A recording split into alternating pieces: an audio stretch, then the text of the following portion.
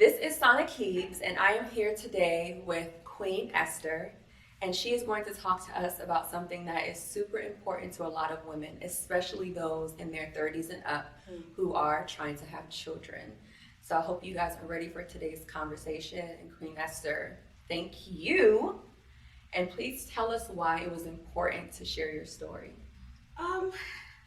Because a lot of times we don't talk about it. Women need to know what's available out there for us.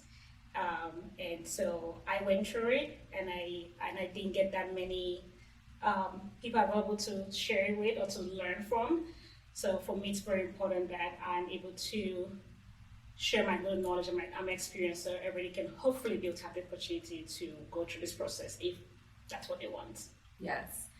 And we are talking about egg freezing. Woo! Just even saying that out of my mouth. It's a taboo. Woo! It's a stigma. So a lot of people go through things such as egg freezing, even PCOS, fibroids, and Yes. etc. Yes. And they do not want to talk about it. Yeah. Why did you say, I'm going to bring my story to YouTube and the people that watch? Well, when I started this journey, a few of my friends didn't really know about it. And so when I decided, okay, I'm comfortable now enough to talk about it. I've gone through the emotions because it's a very emotional process. I've gone through the emotions, I've dealt with it, I've dealt with the positive and the negative of it. And the few people that I was able to share it with, directly were so happy to learn about it and motivated, and I wanted to go through the process also. And so for me, I'm okay, if people are happy to hear about it, then I need to be able to share this more, because we need to get rid of the stigma, and make it more of a girl conversation where, hey girl, I did this, how did you do this, right? Then having to feel that shame of egg freezing, of infertility, right? Because at the end of the day, a lot of times we are blamed, right? Oh, you can't have a baby, but sometimes it's just not about, let's be all grown, have sex and have a baby. It's not that easy anymore. And listen, they made it seem like it was when we were being taught about sex education. You did one man, one woman. They didn't tell us about cycles and the periods, like the time frames of having children. Yeah. And you said shame, and you said something else that I feel like resonates a lot with being a foreigner. They put the blame on women if they cannot have children, and they put the blame on us if we get to a certain age. So briefly just tell us, before we just really jump into the egg freezing process, what even being a foreigner, and like where are you from, and what even being a foreigner, like it's already tough being a woman and dealing with it, and then also being a foreigner and dealing with it. So please walk us through how that was for you. So I'm Nigerian, right? Akwa Ibom, Nigerian, and I come from a family where my mom is, evangelist, pastor. I have uncles and aunties that are all pastors, right? So already to even think about doing this is like only Jesus can help. Which he can. He can, absolutely. But sometimes science. So just even the idea of even like doing it and knowing where I come from, it's just like already a taboo. I think for me, when I started even thinking about even going through this process of egg freezing was when I turned 30, right? Obviously we go for a yearly OBGY, what woman exam and all that. And my doctor was like, you need to go get your eggs frozen. I'm like, I'm fine, I'm 30. Like, I'm gonna get married, I will have kids and everything will be fine. She was like, no, go get your eggs frozen, right? Because you always want to have a little bit assurance, just in case. And we all know being Nigerian or just being African, once you hit 30 and you're not married,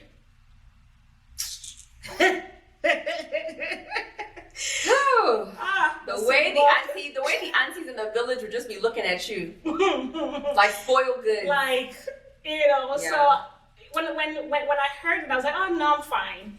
And then you hit 31, 32, 33, right? And you're not married, so it's like a whole different thing. So for me, it got to a certain age when I turned 35, and I was like, okay, it's time to do it, right? I'm not married, and but it's not even just about being married and having kids. It's the fact that there are a lot of married women that are going through fertility issues, right? So for me, there were two things that were important to me. One, I want to have my reassurance, right? Yes, I'm single. But secondly, even in my marriage, right, as I get older, if I don't get married tomorrow, so I want to make sure that I have done something to provide for I and my husband to be able to build our family. So those were kind of like my mindset, you know. It's not about, because a lot of times people, when some people, oh, you want to get your eggs frozen, it's more of, oh, you just want to have a child by yourself. No, it's not really that. Yes. You know, you are doing something for you and your future husband. Yes. Just in case the case. natural process doesn't happen. Exactly. You have your frozen eggs to be able to help you, you know, to be able to build your family. And that actually goes into the next question, because with egg freezing, I did a little bit of research because I know I was interviewing you. There's embryos. Yes. Which I want you to explain what that is. And then there's just egg freezing. Yes. So embryo will, like, you can just let us know, because that's when you have the male partner, correct? Yes. Yes. And so that's why it's not just with a woman that's single. You can also have a spouse and you guys together decide. Absolutely. So please, if you could just break down the difference between just you freezing your eggs and then you freezing embryos. Yeah. So again, I'm not a doctor, so you know, this might not be medically perfect, but egg freezing is just really me just taking out my own eggs and saving it for future purpose. When it comes to the embryo, it's when both the male sperm and the eggs are already mixed together, and then we save that. A lot of times people just go through the whole process of IVF, right? So you mix both the egg and the sperm, they make sure that everything is good quality, and then they inject it into the woman. So there are two different, and honestly, men also freeze their sperms. Okay, it's not just women doing this process. Okay. Men freeze their sperms, and it's actually very advisable for men to freeze their sperm, because these days, I mean, there's prostate cancer happening, you know, so you definitely want to like freeze that. So it's just not about women. Yes, more women do it than men, but that's really the main difference. For me, I froze my eggs so I can just use it in the future. And in the future, it could be just them putting it back inside of me, and I have sex with my husband, and then all that, or it's taking my husband's sperm and mixing it with my eggs and making that embryo first to hopefully be able to have a baby. Yeah, that was so good. Yeah. Okay, so I want to jump into the process. So is it a doctor's visit first? Is it your OBGYN, then a fertility? Can you go straight to the egg freeze and fertility? Yeah. Do you need a referral? And then we'll break down more like the cost, medications, but just tell us about that initial, once I have the idea to do this, what is then next? Yeah. I mean, honestly, the easiest way, and most people probably go through the same thing, is going through your OBGYN doctor, right? So you've already built that relationship with them, you go to them every single year, they know your body a little bit more. But I think a lot of times we women think, oh, if I just go do my well woman exam, that's fine. Honestly, it's not. It is not, because they don't really get to see what's inside of you, right? So go to your OBGYN doctor, let them refer you to a fertility doctor, or you can honestly just research one yourself. Right. I don't think you necessarily need a referral, but it's always good. So my doctor referred me to the hospital that I went to, and for me it was very important that I picked exactly who I really wanted. So I went, and I definitely wanted a female doctor, and I wanted a woman of color. But it was not a body, right? Also, very important to pick someone that's also close by to you. Okay. And I'll tell you why later on. So I found a doctor that was close by to me, a female doctor, a woman of color, and you make the appointments, right? You will not please spend about an hour to 2 hours for consultation, because they are going to ask you every question in the book. If you think you want to keep your secrets, don't go. There's no secrets. Okay. She will ask you everything. Okay. Yeah, everything. What you eat, how many times you exercise, how if you smoke, if you drink, how many times do you drink? When was the last time you had sex? When was the first time you had sex? Your period. When was the first time you saw your period? Like they ask you really intimate questions, right? I think honestly, by the time we were done, I was crying. Yeah, because there are certain things that she was asking me, and just like I haven't talked about this in forever. Like this is like therapy. When you are talking to your doctor, please try to be as honest. Be as very, possible. very, very honest, because this is someone that's going to be seen inside of you, and they really need to know, what you've done before that really know how to help you. Do they ask about family history? Like yes. Oh, okay. Yes, family history. If you have any kind of disease or so, family diseases, like they literally I spent 2 hours with her. Yeah, it was very, very intense. But also, once we went through that, it gave me a little bit more understanding of what I was about to get myself into. They also go through their graphic, right? Obviously, they've done this research so many times of letting you know, okay, this is how old you are, right? On a scale of 1 to 10, this is possibly how many eggs that will probably be able to get out of you. And when they're telling you that, it's like, oh, I mean, I was 35 when I went, and I was like, okay, I'm not young. So a light bulb moment. Yeah. Of like, okay, if 25-year-old, I don't know how many they can take out. I'm not a doctor, I won't guess. But let's just say like 25. But 10 years later, maybe only 7. Yeah. Like, yeah. So from what I was told, if between 35 to 37, I could be mixing one of those numbers, possibly about 8 to 15 that you're able to retrieve. okay, that's good. And then keep in mind, as a woman, you're every single month you're losing eggs, so it's like, yes, you will get all those, but when you finally take it out, how many is really quality eggs? And they're able to check. Yeah. So after the consultation, they went in and did like a full X-ray, and so they they put the little thing inside of you, and they really see your ovaries. So for me, that was really eye-opening, because it really distinguished my yearly checkup to really like, oh, let me see inside of your body. So they did that, and it was really eye-opening, because I could see my ovaries and all that. I could see my fibroids, which that was news to me. Yeah. Really, that's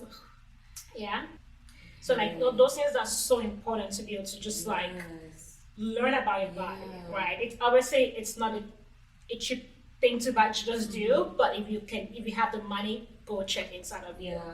And what I really dislike about this process with women checkup is they've been telling us since the beginning of time to go and do pap smear, to go and do OBGYN tests.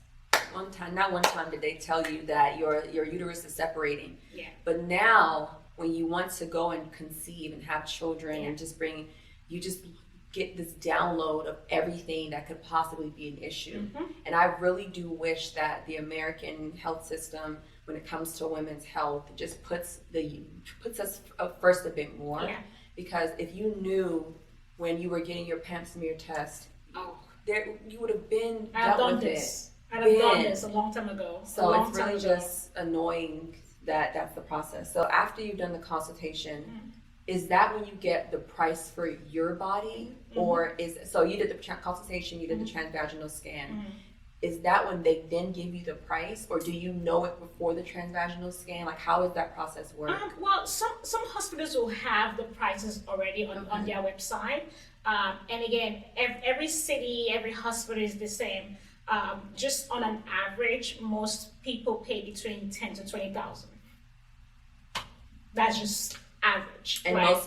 most don't cover it. The insurance. Insurance doesn't cover anything. Yeah. Nothing. Insurance does not cover that at all. Insurance can cover pain.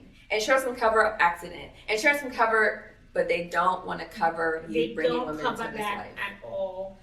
So that's just the average. So literally after my consultation, they gave me, the price. And I think usually the price is the same thing in every hospital. Okay. But now obviously your body type would determine more treatments also that you might need to do just to get you prepped for the actual egg freezing. But yes, it's for me. Mine was as of the time for just the freezing it alone, mine was 8,000. And then the medication to use before the egg freezing was about 2,500. Okay. Yeah. So roughly $10,500. Yeah. Ooh, okay, so Now that doesn't include all of my ultrasounds that I had to do. Okay. was that at least covered by insurance? No. No. Wow. Yeah. Okay. And that was like about $525. Okay, so roughly $11,000 was the process. Okay, so you mentioned body types. Yeah. What does that mean when it comes to egg freezing? So, depending on what's going on with your body, the doctor will kind of advise you of what to do to prep for it. So for me, and I'll give you mine and just a friend of mine that did it. I have a friend, I think she's only about 8 years older than me. And we talked about it for a while now. And 1 month she called her doctor, set up the appointments, and within a month she got it done. And she had about 28 eggs. Perfect. For me, when I went, I'm like, okay, we've checked your ovaries, we've checked your follicles. You're not really bringing out, you're not really producing that much eggs, so we need to put you on a lot of vitamins. You need to change your diet. So I had to have a whole life change to be able to even produce as much as possible. Really? Yeah. So what were some of the vitamins you were sharing? And I'm going to butcher some names. One very important is obviously the prenatal vitamins. I also took CoQ10. And then there's one, Perstenius. We're going to put the in the Yeah, description. I'll put it there because Yeah. it's a long name. And then also took True Nugen. That one helps with hormones also. Okay. Obviously, then the vitamin A, vitamin C and D, or just then iron pills because I needed that also. So I would think I took about 8 vitamins just to kind of prep my body. I had to make sure I had a lot of water, no carbs, vegetable throughout, no meats. Yeah, so I literally had to have a whole lifestyle change. For how long? So mine was about 6 months, the Okay. whole process. 6 months. Yeah. Okay. Yeah. So you did about 6 months of renewing and redoing and rejuvenating your body, Yeah. and then you started the medication. Yeah. And then you got it pulled the eggs. Wow. See, that's the thing that a lot of us don't know. That's why we're having this conversation. Yeah. There's processes. There's things you have to do. There's body types that perform better. She can get it right away. There's other body types that will need vitamins. That's why I emphasize doing blood work every year so that you know where your body is. Yes. Okay. Yeah. So and then you couldn't work out too much, but then you still have to work out. So you can't weight lift, you can't be aggressive, but you need to walk around the neighborhood a little bit. Yeah. Gotcha. Yeah. Okay, keeping those things in mind. You couldn't lift heavy things. Okay. Wow. Awesome. Okay, good to know. Oh, Now- sorry. And rest. Okay. Very, very important. She was like, you cannot stress at all.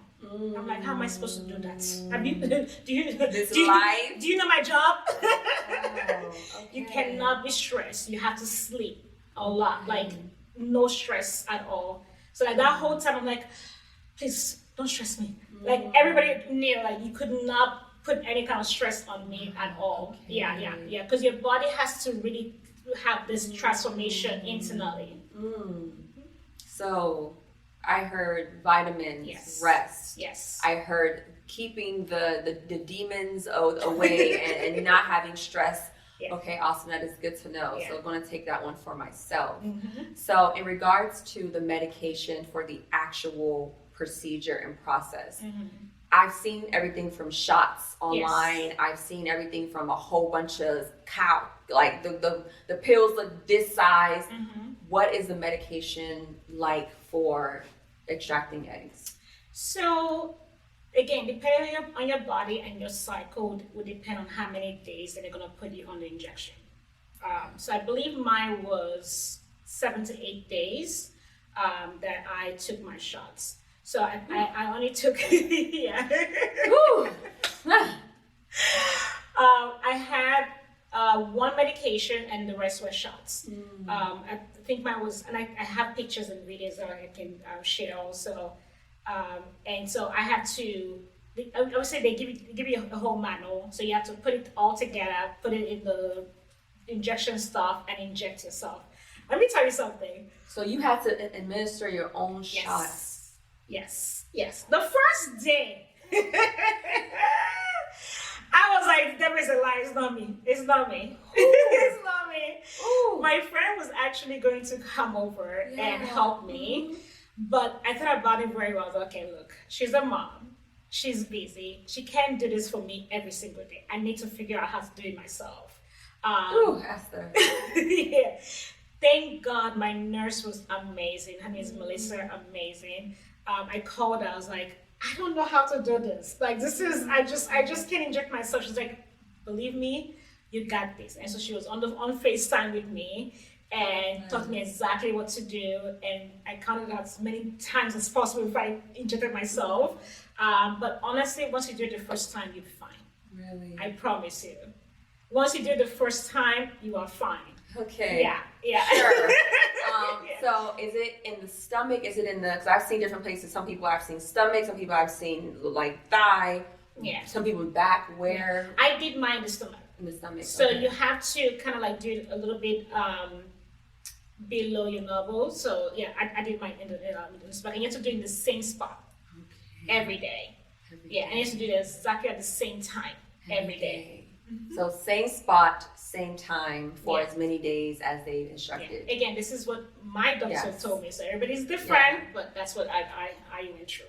Whew, okay, so now we've done the, how many days of shots? So keep in mind with the shots, so when I take the shots, I have to go back to the hospital every other day. Because when you're going through the process, they want to check to see how things are, going. So every other day you want to go to the hospital, which is what I had said in the beginning. Pick a place that's close to you, because you have to be driving there. Yeah. So they will have to check you every other day to see how you are responding to the injections. On the very last day of the injection, and keep in mind your body's going to be changing a lot also. On the very last of the injection, before you take the trigger shots, which is the most important one. When I tell you, I took that shot and that's when I knew that this was real. Every emotions that could possibly come upon me came upon me. I felt like I was pregnant. Your tummy is huge. Like, you know how when we're on a period and we get bloated? Yeah. Forget that one. Really? It's beyond bloating? Forget that. I was bloated. I could not sit down. And obviously, I'm doing this in the morning, going to go get checked, and then I had to come back and be at the office. On that last day, because the other days I'll manage, I'll sit down, I'll be fine, right? For like a few hours, I'll be good. But on that last day when I took that trigger shot, I could not sit down. I was uncomfortable. I was bloated. I was in pain. I called my boss, like, boss, I cannot do this, because with things like this, you cannot be secretive. So my boss, they all knew what was happening, and so they were very understanding. I was like, I cannot sit down, I can't function, I need to go home, I need to go lay down, and they're like, no problem. So, crazy me thinking, I'm gonna take my laptop home, and no, I forgot, I'm not supposed to stress. So I, got home and I just laid down. My tummy was just huge, and so it's a very uncomfortable feeling. And I think just also doing it by yourself, it's one thing to go through egg freezing, but to go through it alone, it's not. Yeah. It's not fun at all. Because then you're also very emotional. And I'm crying and just like, annoyed about everything. You know, everybody's pissing me off for just no reason. You know, my team, they all kind of knew about it, and they understood when I kind of got a little bit crazy. But that trigger shot was definitely triggering. Very triggering. Very triggering. But right after the trigger shot is when you actually go the next day for the egg freezing. Yeah, for the egg retrieval. Yeah. So the trigger shot has triggered you, has done its duty, and now you go the next day. Yeah. Is there a possibility of them saying the shots or medication didn't work, you need to do more? Or is that why you're going every other day, so they can make sure you are on track? That's why you're going every other day to make sure that you're on track, because they probably will not let you take the trigger shot until they know that you're ready. You're good. Okay, that's good. Love that. Yeah. So now it is egg retrieval day. Yeah. Walk me through how you're feeling. Do you feel like, okay, I'm doing this, I'm happy I'm here, I'm gonna have eggs even if I get married and have a child, try to have a child later? Or is it still, why is this my portion? Like, what are all those emotions? And then walk me through the actual process of the retrieval. It's really all of that. Because one, as a child, you have all these dreams like, when I'm 25, I'm gonna get married and have kids, and gonna have, by 35, I'm done having kids, and I was just, be traveling, and then it's like, okay, that didn't happen, and then you're like, okay, now I'm doing it, but I'm still doing it alone, and then the third one is like, I'm doing it, but mine's not as easy as other people. So I had to go through all these changes just to do this. And so the reality is now is hitting you like, I'm not okay. My body is not as some people's body would be. Then you go into the positive. I'm grateful. I get the opportunity to be able to do this. A lot of people are not able to do this, and so I'm here now. I think for me, the hardest part was not being able to just like really honestly share it with my mom and have that support. Not that she didn't support me or anything like that. It's just more of like they're not used to things like this. If you have an African mother, they're not used to things African, like that. Foreign mother, it's hard for them to fathom egg freezing. It's just hard. Yeah, so that was really hard for me. But at the same time, I was like, you know what? I'm doing this. I'm happy to be able to have the knowledge and the resources to be able to finally, do something for myself. And I think for me, it was the first time I really did something for myself. I've done things for other people, but it was the first time I did something valuable for me. So I did not want to take that for granted. I didn't want to look at the negative. I just wanted to just focus on, you're doing this for your future, to be a mom, to build this family that you've always dreamed of. I thank God a lot of my friends were very supportive, very, very supportive. But once I kind of changed my mindset, it was easy to just go in there and just get it done. On the day of the egg freezing, you cannot eat, obviously. You have to go in there with no water and food, and they prep you, and literally when they rolled me into the surgical, I was like, am I invasive? Yeah, it's happening. Yeah. It was a little bit different, and they put the anesthesia inside of you, and I was knocked out. And by the time I woke up, I was like, is it done? It's like, yeah. Did they tell you how long the process? Like, were you asleep for hours? Was it 30 minutes? Like, how long were you sleeping? I think it was probably between like 32 to an hour. It wasn't too long. And once they rolled me back, I asked my doctor how many did we retrieve, and she was like 8. And that's when it hit me even harder. Because throughout the time of me, doing my ultrasound, we'll see 11, we'll see 10, we'll see 13. So I was very hopeful. Again, my friend had done it and she got 28, and I was like, wow. It was 20, 28 between those two. So I was like really excited for her, and I was like, "Okay, Father Lord, please, if I can just have 15, I'll be happy." Because obviously I knew what my body was saying already, so I was, I had that reality.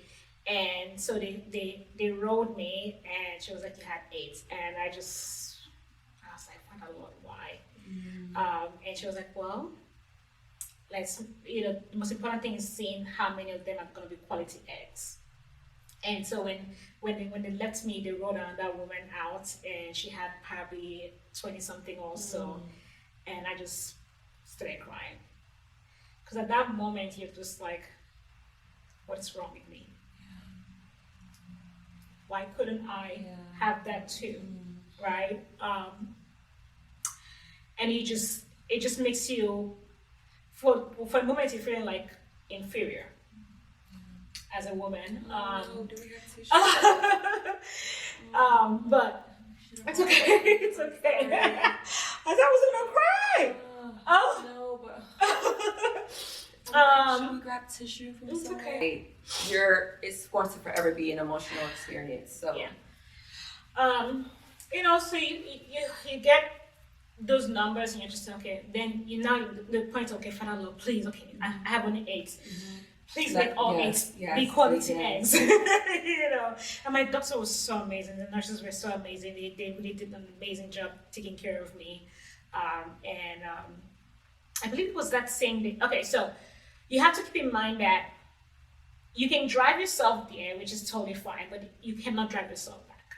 okay. Yeah, so you always want to have someone to come pick you up. Okay. One of my friends was really amazing. She came and picked me up, and so brought me home. And then when you come home, you can't really eat that much. So you want to take fluids or crackers is totally fine for you to have. But I think probably then I was in pain the whole day. The whole day I was in pain because they just took something out of you. I was in pain the whole day. And then the next day I kind of felt a little bit better, but I think I was probably on pain medication for about 2-3 days until I was 100% myself. But you couldn't eat that much.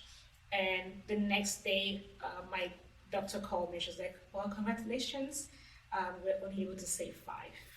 Listen, 5 out of 8 is good. I know, not to bring up anyone, I'm not gonna say her name. I know someone who went through the first round, and they didn't have any, so she had to do it again. Yeah.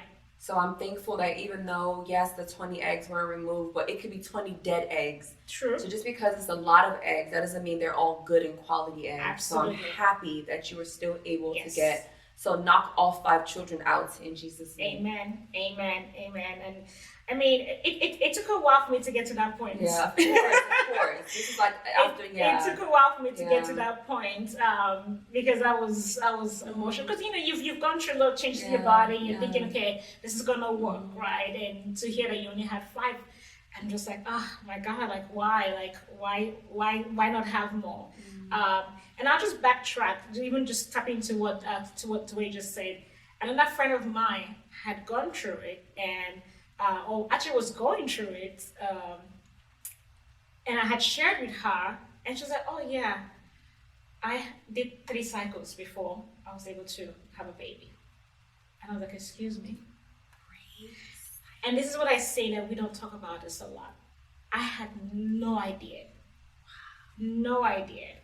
3 cycles, and I think she said she had about 5 here, 4 there, and so for me, when I heard her say that before she was finally able to be pregnant, everything I went through was I was like, oh, you're sitting down here being sad. Perspective. Yeah. Because it's one thing during this egg freezing, right? It's another thing when you're actually married and you're trying to have a baby with your husband, and you have to go through that and 3 cycles. I mean, that's a whole different emotion, and I don't wish on anybody at all, right? So it's just, like I said, it took me a while before I got to a space where I felt grateful, and I'm happy that I have 5 eggs frozen. But probably even after 2 months before I was even able to trash all of the injections. because I was still holding on to the pain and just the disappointments, of it. And once I prayed several times, and I, felt a lot more confident and thankful, that I was finally able to like let it go. And so, you know what, I did it. I'm so grateful that I did it, and I'm happy that I have, some, reassurance that I have a possibility of being a mom. Again, I hope I don't even have to use it, but at least it's there. Yeah. So that makes me very, very thankful to have to, to go through that process. Yeah. Now, what was shocking, before you even go through the freezing, all of the documentations that you have to fill out. Really? Yeah. They ask you a series of questions. If you die, what happens? Like while egg freezing? No. If you die and oh, what do we do with your eggs? Yeah. Hey. Really? Yeah. I didn't even think about that. Yeah. So you have to answer those kind of questions. What happens to your eggs? Do you have a will? So now I'm like, oh, I don't have a will. Let's go get a will. Should we dispose of your eggs? Should we use your eggs for research? Should we, do you want to add your spouse's name on there that can take over the eggs, if you're gone? So like you have to figure out what options that you want to go with. Yeah. And having to read that, because like a lot of pages, having to read that just like, oh no, I'm just not going to the hospital to just go do, small injection. This is a life you're bringing into the world. And it might not be a fully formed life yet, but this is a life and you're responsible for it now, and then you have to decide who is going to be responsible for the eggs when you're gone. Yeah. And so I had to sit down there and really think, like, who do I assign this to? Yeah. Do I dispose it? Yeah. Do I give it for research? Yeah. And yeah, you really have to dig deep and figure out what is the best option for you. Whew, Esther, you shared so much. Okay, so we've done the vitamins and we've done the wellness journey, we've done the medication, we've done the egg retrieval, you're coping with the post-trauma of it all, and now you're on the other side. Now, is there any post-care that you had to, besides the pain medication, was there any other post-care that came with this process? That's the first question that I have. So let's just jump into any post-care. I think really just continue to maintain the lifestyle that you've already started, right? So eating healthy, working out, and all that definitely still helps to get your body back to normal, because you've taken out so much already, and you would bleed for a few days afterwards. Yeah, because I had bled for a few days afterwards. But it's just really continuously taking care of your body. Now, for me, I did that for a few months, and then life happened, and I kind of went back to not being as healthy as I should have been or should be. So now I'm trying to get myself back into that mindset. So like juicing, which you're very good. Juicing and working out and not stressing. I mean, I could not count how many times the doctor was like, you cannot stress. The way stress affects our ovaries. Ooh, talk about it. The way stress affects our ovaries is on a whole different level. Yeah. So it's like, sometimes I joke with my friends, I'm like, oh, I cannot stress my babies. My babies, I gotta protect my babies, so like really learning not to stress is definitely important. But I think just maintaining a good, healthy lifestyle is very important.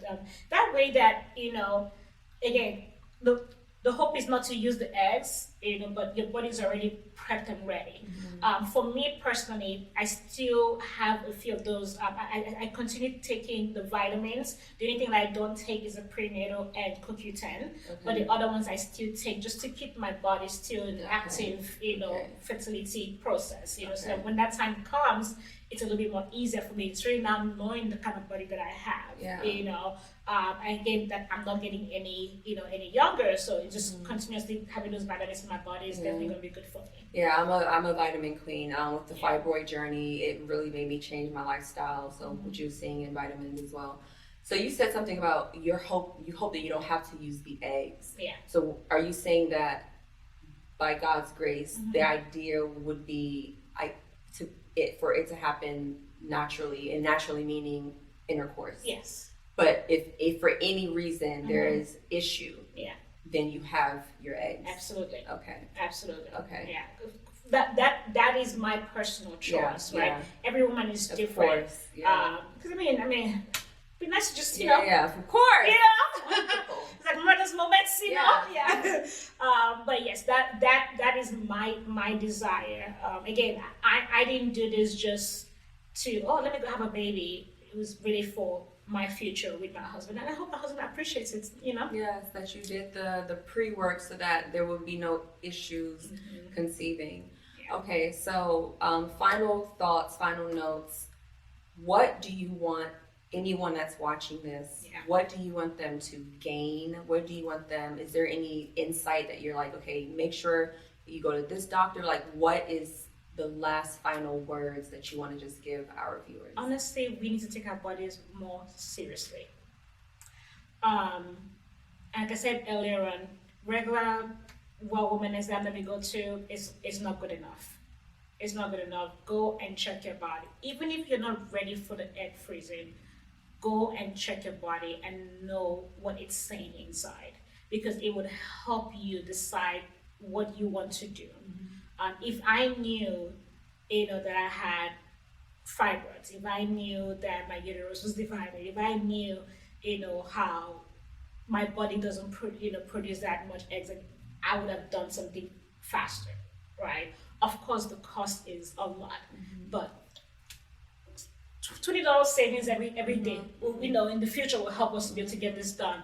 So please go check your body, and honestly, don't wait till you're 30. If you can do it earlier, do it earlier. Go get your eggs frozen. With the kind of food that we eat these days and the things that we put in our body, fertility issues becoming more and more of a problem for women. So don't wait till you're 30. If you can do it as early as even 25, go get your eggs frozen. It will be so instrumental for you and your future. And just really taking care of our body a lot more would definitely help. But please talk to your doctors and go get checked. Whew. Listen, I came to interview you, but I learned so much from myself that I'm going to take. It's important to know what your body is saying. I have fibroids, and I now go to a yearly checkup on my uterus to say like what eggs and all that stuff. So it's really, really important to know what your body is saying. And Esther, I can't thank you enough for wanting to share this with a lot of women, because there's a lot of curiosity, there's stigma, and there is lack of information. Yeah. And so we need to talk about it a lot more. Yeah, and we need to talk about it a lot more. Yeah. Like, it should not be a shame anymore to say, you know what, I'm going to go get my eggs frozen. Like, it should not be a shame anymore. A lot of us keep it hush hush. What is the point? Yeah, because they feel there's a stigma as well that it didn't happen naturally. At the end of the day, God put the idea of this in someone's brain, and they developed it for the world. So God is still involved, because the thought comes from the Lord. So I really believe that do what is necessary. If you have to start today, eat healthy, do the wellness stuff, but get checked and make sure that you know what your body is saying. And if you are over the age, then there's IVF, there's what's the one that the celebrities do? There's a surrogate. Like there's so many other alternatives to having children. There's adoption. There's adoption. Like, there is no shame anymore. A child is a child. There's adoption. Like, there is no shame. Yes. And even just even to tap into the whole surrogacy, a lot of times it's even much more of a bigger shame. Yeah. Please, if you have the money and you want to do it, do it. Yeah. You know what I mean? Like, however you want to have your baby, have your baby. Yeah. We should not, like honestly, I feel sometimes it's we women that are shaming each other. It shouldn't be anymore. Yeah. Have an open communication and learn. Because I learned a lot just like hearing a few of my friends talk about it, because we had to intentionally actually had to say it out loud to each other. But a lot of times we just want to like, oh no, I don't want people to know and like think that this like our child was a science experiment. And no, your child is still a blessing from the Lord, no matter how they come into the world. Yeah. Esther, thank you for sharing. This was beautiful, and Esther has so much more coming to her channel, Queen Esther. Yes. So please do tune in for more episodes. And if you have any questions that she did not answer, Please ask. Please put it in the comments so she can answer the 'Cause questions. Yes, I'm so sure. much more, Yeah, there's so much. We just didn't want to do a 3-hour video, but I'm sure there's so much more to share. Yeah. But if there's specific questions that you guys have for Esther, we can come back again and we can answer those questions. But Esther, thank you so much for sharing your story. Like it was so beautiful, and I wish you well. And I cannot wait to see you become a mommy. So we can be like, it's the little Esther's running around. Oh, did I also mention that you have to pay every year to store your eggs? Oh, wait, sorry. Wait. Really? Yeah, there's a storage fee. Sorry. Yeah. And what is that? $800. Yeah. Every hospital is different. Mine's $800. They actually just sent me a bill to tell me that next year it will be $1,000. But look at the bright side. You have a baby. That Gucci bag that you're supposed to be buying, freeze those eggs. Okay. And thank you. Yes. Because I think that was a huge tip to end with. But Yes. yeah, please do like, comment, subscribe to Queen Esther's channel. Thank you so much for watching. You.